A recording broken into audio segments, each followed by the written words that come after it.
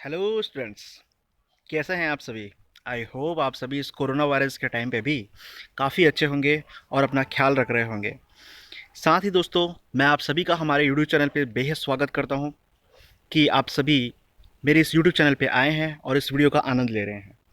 तो देखिए दोस्तों, आज का हमारा चैप्टर है संसाधन यानी रिसोर्सेस।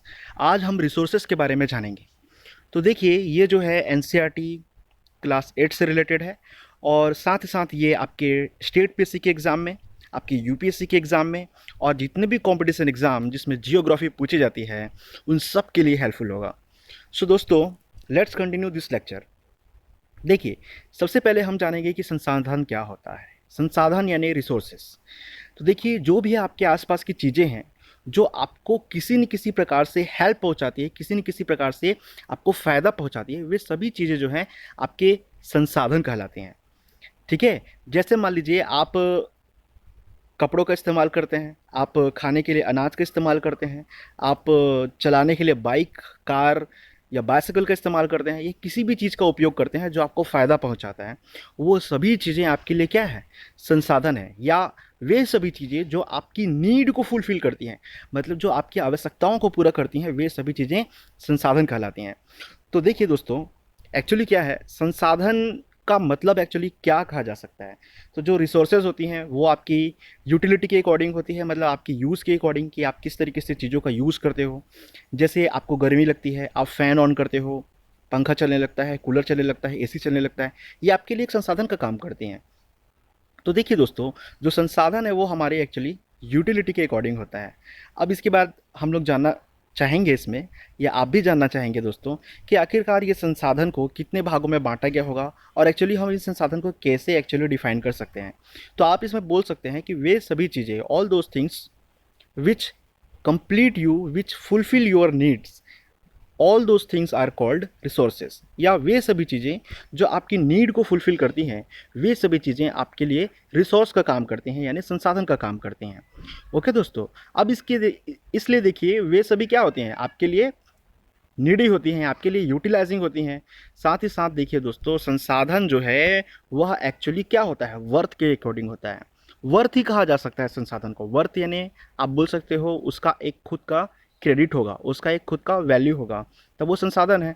अच्छा, अगर मान लीजिए कोई चीज़ है, जैसे मान लीजिए आप किसी जगह पे पिकनिक स्पॉट गए, आप वहाँ घूम रहे हो, आपको वहाँ की जो जितने भी एटमॉस्फेयर है आपको बहुत ही ज़्यादा खूबसूरत लगती है, वहाँ का जो लैंडस्केप है वो काफ़ी ज़्यादा पसंद आता है आपको, तो क्या आप उसको संसाधन नहीं बोलोगे। वो तो आपको किसी प्रकार का कोई भी मूल्य नहीं दे रहा है, लेकिन दोस्तों वह आपके लिए भी संसाधन का काम करेगा। बिकॉज अगर आप उन चीज़ों को देखते हो तो वो आपके लिए हेल्पफुल है, आपके मन को संतुष्टि मिलेगी, आपका मन जो है सेटिस्फाई होगा, आपका ब्रेन जो है प्योर होगा, आप ताज़ी हवा में जाओगे, आपके हेल्थ के लिए बहुत अच्छा होगा। तो ये सभी चीज़ें भी आपके लिए रिसोर्स का काम करती हैं। साथ ही देखिए, जो भी आप मेटल देखते हो, भले वो गोल्ड हो, भले वो सिल्वर हो, ब्रोंज हो, कुछ भी मेटल हो, ये सभी चीज़ें भी आपके लिए संसाधन है। मतलब लगभग वो सभी चीज़ें जो आपके यूज़ के लिए, मतलब आपकी नीड के लिए यूज़फुल हैं, उन सभी चीज़ों को आप संसाधन ही कहते हो। अब आप बोलोगे सर ये संसाधन तो है, ठीक है, समझ में आ गया, लेकिन ये संसाधन एक्चुअली वर्क किस पे करता है। तो देखिए दोस्तों, किसी भी चीज़ को अगर मान लीजिए वो संसाधन की तरह बिहेव नहीं कर रहा है, तो अकॉर्डिंग टू टाइम और according to technology you can make it like your resources, है ना। अगर वह संसाधन के जैसे काम नहीं कर रहा है तो आप उसमें टाइम देके, उसको टेक्नोलॉजी लगा करके आप उसको संसाधन के रूप में यूज़ कर सकते हो। जैसे मैं बोलूँगा आपको कि आपका फ़ैन का जो है शॉर्ट सर्किट हो गया है, लेकिन आप बोलोगे क्या सर वो भी संसाधन है, तो मैं बोलूँगा नहीं दोस्तों, उस समय वो संसाधन नहीं है, क्योंकि वो आपकी यूज़, आपकी नीड को फुलफ़िल नहीं कर रहा है। लेकिन आप क्या कर सकते हो, आप उसको ठीक करा सकते हो, मैकेनिक के पास ले जा करके, इलेक्ट्रिशियन से बोल के उसको ठीक करा सकते हो और उसके बाद उसका फिर से यूज़ कर सकते हो। तो इसका मतलब क्या है दोस्तों, वह आपके लिए उस टाइम पे संसाधन बन जाएगा जब आप उसको फिर से यूज़ करना स्टार्ट करोगे। अब इसके बाद देखिए, यानी कि क्या हुआ यहाँ पे, नए टेक्नोलॉजी का यूज़ हुआ, वो इलेक्ट्रिशियन ने क्या करा, उसको बना दिया, है ना। उसके लिए आपको क्या देना पड़ा, आपको टाइम देना पड़ा, और फाइनली आपका रिसोर्स जो है वो रेडी हो गया, है कि नहीं दोस्तों। अब इसके बाद देखिए, क्या है एक्चुअली ये जो रिसोर्सेज होती हैं इसको कितने भागों में बांटा गया है। तो एक्चुअली बेसिकली कहा जाए तो कोई भी रिसोर्सेज जो है वह मेजरली टू पार्ट्स में डिवाइड है। कैसे कैसे, एक तो है नेचुरल रिसोर्सेज और दूसरा है artificial resources. Artificial means all those things which are made by the human being, वो सभी चीज़ों को जो इंसान द्वारा बनाई जाती है वो आर्टिफिशियल होती है। अब इसके बाद देखिए संसाधन के पहला टाइप मैंने बताया आपको नेचुरल रिसोर्सेज। नेचुरल रिसोर्सेज क्या होता है दोस्तों, जो भी संसाधन, जो भी रिसोर्सेज आपको एटमोस्फियर से प्राप्त होती है वो सभी चीज़ें क्या होंगी, नेचुरल रिसोर्सेज कहलाएंगी, है कि नहीं। तो देखिए दोस्तों, अब इसके एग्जाम्पल क्या है, जैसे आपको सांस चाहिए, सांस तो लेना पड़ेगा ही भाई, तो उसके लिए क्या है, एयर है, पेड़ पौधों से हवा जो चलती है वो आपको मिल जाती है, तो वो भी आपके लिए क्या है, एक रिसोर्स है। फिर उसके बाद आपको, आप जिसमें चल रहे हो, अभी मैं ग्राउंड पे चल रहा हूँ, हवा पे तो नहीं उड़ रहा हूँ ना, तो ग्राउंड पे चल रहा हूँ, तो ग्राउंड मेरे लिए क्या है, एक रिसोर्स है कि नहीं। फिर जैसे मुझे खाना चाहिए, तो मैं किसी भी पौधे को, जो भी पौधे होती हैं, जो भी वेजिटेबल के रूप में यूज़ होती हैं, मैं उन सभी को यूज़ करूँगा और मुझे वहाँ से जो भी रिसोर्सेज चाहिए वो मिल जाएंगी। तो वो मेरे लिए क्या है, नेचुरल रिसोर्सेज हैं, क्योंकि एटमॉस्फेयर से मिल रहा है वो, और उसके लिए कोई चार्जेस भी नहीं लगता। मिट्टी में चलने के लिए या ज़मीन में चलने के लिए मुझे कोई टैक्स तो देना नहीं पड़ता ना दोस्तों। मुझे सांस लेने के लिए जो हवा मैं लेता हूँ या जो ऑक्सीजन आप लेते हो, उसके लिए आपको पेड़ों को टैक्स देना पड़ता है क्या, बिल्कुल देना नहीं पड़ता दोस्तों। ओके, तो ये सभी चीज़ें जो है नेचुरल रिसोर्सेज हैं। ओके, अब इसमें देखिए क्या है, ये जो नेचुरल रिसोर्सेज हैं इसको दो और पार्ट्स में कैटेगराइज किया गया है। एक होता है रिन्यूएबल और एक होता है नॉन रिन्यूएबल। तो रिन्यूएबल का मतलब होता है नवीनीकरण और नॉन रिन्यूएबल का मतलब होता है अनवीनीकरण। अच्छा, हम समझते हैं कि नवीनीकरण और अनवीनीकरण संसाधन क्या होते हैं। ये प्राकृतिक संसाधन के टाइप है सबसे पहली बात तो हम बात करेंगे सबसे पहले नवीनीकरण संसाधन के बारे में, यानी कि रिन्यूएबल रिसोर्सेज के बारे में, है ना। तो देखिए ये रिसोर्सेज क्या होती हैं दोस्तों, वे सभी रिसोर्सेस, है ना, या वे सभी आपके संसाधन की चीज़ें जिसका आप अगर एक बार यूज़ करते हो तो वह आपको कुछ टाइम के बाद फिर से प्राप्त हो जाती है। ओके, जैसे मान लीजिए अभी मैं सांस लेने के लिए हवा का यूज़ कर रहा हूँ, मैं ऑक्सीजन ब्रीथिंग कर रहा हूँ, तो थोड़े टाइम के बाद मुझे क्या मिलना बंद हो जाएगा, नहीं दोस्तों, वो मुझे मिलेगी, आपको भी मिल रही है। अगर आप मिट्टी में चल रहे हो, अगर आप ग्राउंड में चल रहे हो, तो क्या थोड़े दूर के बाद वो ग्राउंड गायब हो जाएगा क्या, नहीं होगा ना, बिल्कुल नहीं होगा। तो इसका मतलब क्या है दोस्तों, वो सभी क्या है, वे सभी संसाधन जो हैं आपकी रिन्यूएबल एनर्जी हैं, यानी कि नवीनीकरण संसाधन है। ओके दोस्तों, अब इसके बाद देखिए इसमें जल के भंडार आते हैं। जैसे मान लीजिए आप वाटर ड्रिंक करते हो, है ना, आप पानी पीते हो, और साथ ही साथ आप अलग अलग बॉटनी का यूज़, वनस्पति का यूज़ करके आप खाना बनाने के लिए उसका यूज़ करते हो, जैसे आप सब्जियां पकाते हो, है कि नहीं। तो ये सभी चीज़ें आपके लिए ऐसे रिसोर्सेज हैं जिसको आप फिर से बार बार आप प्राप्त कर सकते हो। वरना दोस्तों ऐसा होता कि आप अगर कंदमूल में अगर आप पोटैटो भी खा रहे हो तो एक टाइम के बाद वो ख़त्म हो जाती, तो सोचो क्या होता। लेकिन ऐसा नहीं है, वे सभी क्या हैं, रिन्यूएबल एनर्जी हैं, रिन्यूएबल रिसोर्सेज हैं, यानी कि नवीनीकरण संसाधन है दोस्तों। So we can use it again and again. But दोस्तों किसी भी चीज़ की एक लिमिट होती है, अगर आप उसको लिमिट से आगे जा करके, आप उसके रेंज से भी आगे जा करके अगर उसका यूज़ करते हो, तो वो रिसोर्स क्या होगी, एक टाइम के बाद वो भी खाली हो जाएगी, है कि नहीं। सो हमको किसी भी चीज़ का यूज़ करना है तो इस तरीके से करना है कि उसका मिसयूज़ ना हो। अगर आप मान लीजिए पानी पीने के लिए आप किसी नल का यूज़ कर रहे हो, नल से आपका पानी आ रहा है, आप उस नल को पी रहे हो, नल का पानी को पी रहे हो, और उसके बाद क्या करते हो, आप नल को चालू कर देते हो, पानी भरा आपने, फिर उसके बाद नल चालू ही है, फिर उसके बाद आप उसमें बर्तन भी दे रहे हो, नल चालू ही है, खाना पका रहे हो, नल चालू ही है। हर तरीके से अगर हम उसका मिसयूज़ करते हैं, जैसे इलेक्ट्रिसिटी है दोस्तों, इलेक्ट्रिसिटी जो है वो वाटर से जनरेट होती है, आपको पता ही होगा। तो देखिए अगर आप मान लीजिए जिस कमरे में कोई नहीं रह रहा है, या आप कहीं बाहर जा रहे हो, घूमने के लिए बाहर जा रहे हो, किसी काम से बाहर जा रहे हो, और आपने क्या करा, सारे इलेक्ट्रिसिटी के जितने भी बल्ब हैं ऑन है, सारे फैंस ऑन है, एसी का बटन भी ऑन है, अगर ऐसे कंडीशन में रहेंगे तो फिर क्या होगा, आपके रिसोर्सेज का क्या होगा, गलत यूज़ होगा ना दोस्तों। सो गलत यूज़ या मिस यूज़ किसी भी चीज़ की अच्छी नहीं होती। So use but with carefully. Okay, अब देखते हैं, हम बात करते हैं अनवीनीकरण संसाधनों के बारे में। ये कौन से संसाधन होते हैं, तो ये वे संसाधन होते हैं दोस्तों जिसका भंडार जो है वो सीमित होता है। अब ये इसके भंडार कैसे सीमित होते हैं, कैसे लिमिटेड होते हैं, यानी कि अगर आप एक बार यूज़ करें तो दोबारा बनने के लिए करोड़ों वर्षों तक वेट करना पड़ेगा दोस्तों। ठीक है, जैसे कि मान लीजिए अगर आप क्रूड ऑयल का यूज़ करते हो, पेट्रोल आपके बाइक्स में डालते हो, आपके कार में डालते हो, तो फिर उसके बाद क्या होगा, एक टाइम आने के बाद क्या होता है दोस्तों कि वो जो क्रूड ऑयल है वो धीरे धीरे ख़त्म होने लग जाता है। कोयले की जो भंडार है वो धीरे धीरे खाली होने लगे हैं। आपको पता ही होगा कि energy is getting loss, this is the new theory. Okay, तो इसका मतलब क्या है दोस्तों, इसका मतलब यही है कि ये सभी चीज़ें क्या होंगी, नॉन रिन्यूएबल एनर्जी है, नॉन रिन्यूएबल रिसोर्सेस हैं। सो इसका यूज़ हमको सोच समझ के करना चाहिए। अगर देखिए आज हम कोयले का दोहन कर रहे हैं, उससे इलेक्ट्रिसिटी जनरेट कर रहे हैं, या आप पेट्रोलियम का लगातार यूज़ कर रहे हो, जिस तरीके से पॉपुलेशन बढ़ रही है, जिस तरीके से लोगों की संख्या बढ़ रही है, तो लोग क्या कर रहे हैं, हर घर में लगभग आप बाइक देखने को आपको आज के डेट में मिल जाएगा। तो वे सभी पेट्रोल का यूज़ कर रहे हैं, और कई लोग तो मिसयूज़ भी करते हैं दोस्तों। बाइक चालू रहेगी, चाबी लगा रहेगा, वो बाइक से उतर जाएंगे, बाइक चालू ही रहेगी। फिर दुकान जाएंगे, अपने कोल्ड ड्रिंक वगैरह वहाँ से परचेस करेंगे, तब तक बाइक चालू ही रहेगी।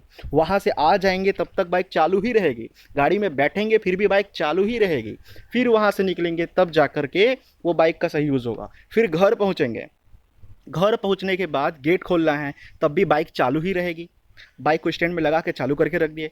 तो इस तरीके से मिसयूज़ होता है दोस्तों, तो हमको इन सभी चीज़ों से बचना है। फिर उसके बाद देखिए, अगर हम बात करें आर्टिफिशियल रिसोर्सेज के बारे में, यानी जिसको आप कहते हो मानव निर्मित संसाधन। तो ये मानव निर्मित संसाधन क्या होती है? ऐसे संसाधन जो मनुष्य आपके लिए तैयार करता है। जैसे मान लीजिए लोहा आपने खुदाई से निकाल लिया, लेकिन लोहे के जितने भी अलग अलग मटेरियल्स हैं, जैसे निकिल है, उसका कोबाल्ट है, या किसी भी प्रकार की चीज़ें हैं, जैसे नट बोल्ट में अगर आप उसका यूज़ कर रहे हो, तो उसको कौन बनाएगा? उसको ह्यूमन बीइंग बनाएगा ना दोस्तों, उसको इंसान बनाएगा। तो ऑब्वियस सी बात है, ये सभी चीज़ें क्या होंगी? मानव निर्मित संसाधन, यानी मनुष्य द्वारा निर्मित, यानी ह्यूमन मेड रिसोर्सेज कहलाएंगे। अब इसके साथ ही देखिए, इसमें कई सारी चीज़ें हैं, जैसे सड़क बनती है, आपके फ्लाईओवर बनती हैं, जो ओवर ब्रिजेस होती हैं। ओके, जैसे ट्रेन के लिए ये पटरियों का काम चल रहा है, तो इसमें कई सारी चीज़ें जो है, गुड्स जो है एक जगह से दूसरी जगह जा रही हैं। किसने किया ये सब? मनुष्य ने किया। तो इसलिए हम इनको क्या कहते हैं? ह्यूमन मेड रिसोर्सेज कहते हैं। आई थिंक आपको ये क्लियर होगा। फिर उसके बाद देखिए, अगर इन चीज़ों को मनुष्य बना रहा है, जैसे मैंने कहा आपको कि आपको गर्मी लगी, आपने बटन ऑन किया, स्विच ऑन किया, उसके बाद फ़ैन स्टार्ट हो गया, एसी आपका स्टार्ट हो गया। तो उस एसी को बनाने वाला कौन है? उस एसी को बनाने वाला कौन है? इंसान है ना। तो उस इंसान को आप क्या कहोगे? इसका मतलब क्या है दोस्तों? कहीं न कहीं इंसान भी क्या है? आपके लिए एक रिसोर्स का काम कर रहा है, क्योंकि वह इंसान ही तो आपकी आवश्यकता की पूर्ति कर रहा है। अभी एग्ज़ाम्पल मैं अपना ही देता हूँ दोस्तों। जैसे मान लीजिए, अभी आप जिस भी फील्ड में हो, अगर मान लीजिए आप कंपटीशन की तैयारी कर रहे हो, या आप स्कूल लेवल पे हो, मैं आपको ये वीडियो अवेलेबल करा रहा हूँ, तो इसका मतलब मैं अभी आपके लिए क्या हो गया? मैं भी आपके लिए एक रिसोर्स हो गया। और मैं क्या हूँ? इंसान हूँ ना दोस्तों। तो कोई इंसान भी एक रिसोर्स के जैसे काम कर सकता है, बशर्ते कि वह किसी की आवश्यकता की पूर्ति करे।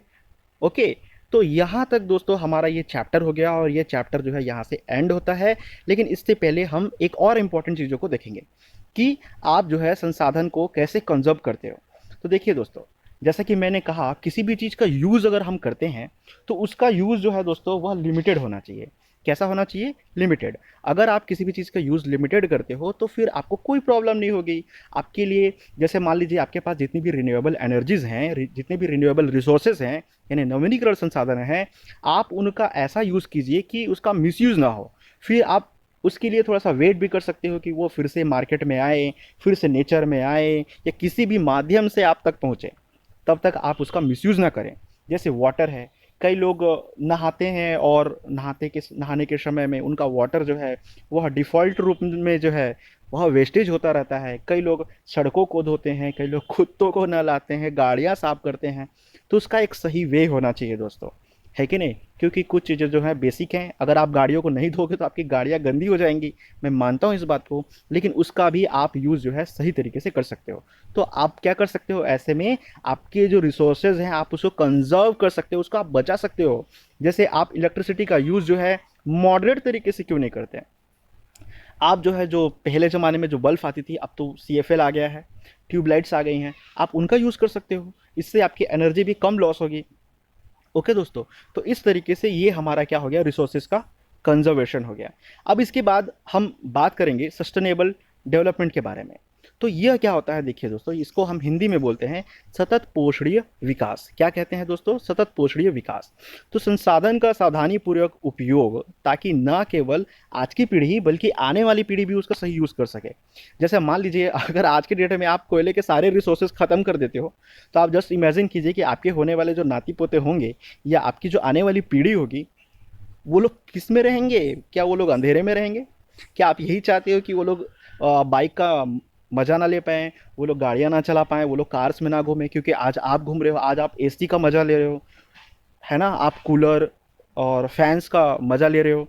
तो इसमें क्या है, आगे टाइम में इलेक्ट्रिसिटी गायब हो जाएगी, फिर से वही टाइम आ जाएगा, फिर से वह एंशिएंट जैसे ही कंडीशन चारों तरफ फैल जाएगी। इससे क्या होगा दोस्तों? आपकी आने वाली पीढ़ियाँ आपको बड़ा क्या बोलेंगी? बोलेंगे कि ये लोग बड़े ही मतलबी थे, अपने बारे में ही सोचे और हम लोग के लिए कुछ नहीं छोड़े। Okay, so good luck to all of you दोस्तों। आई थिंक आपको समझ में आया होगा कि मैं क्या समझाना चाह रहा था और यह चैप्टर आपको क्या समझाना चाहता है। तो देखिए दोस्तों, इस चैप्टर को आप जो है एग्ज़ाम पास करने के ही व्यू से मत पढ़िए, मत समझिए। आपको कैसे समझना है, आप इसको अपने लाइफ में भी उतारने की कोशिश कीजिए। ओके दोस्तों, so good luck to all of you, हम होंगे कामयाब। और हाँ, मैं अपने नए व्यूवर्स को ये भी बोलना चाहूँगा कि अगर आप सभी को हमारा यह लेक्चर इम्पॉर्टेंट लगता है, इसमें मैंने सभी रेलिवेंट टॉपिक को ही कवर करा है, तो आपको मेरे चैनल को सब्सक्राइब जरूर करना चाहिए दोस्तों। और साथ ही अपने फ्रेंड्स में, अपने दोस्तों में इस लेक्चर को आप जो है शेयर कर सकते हैं।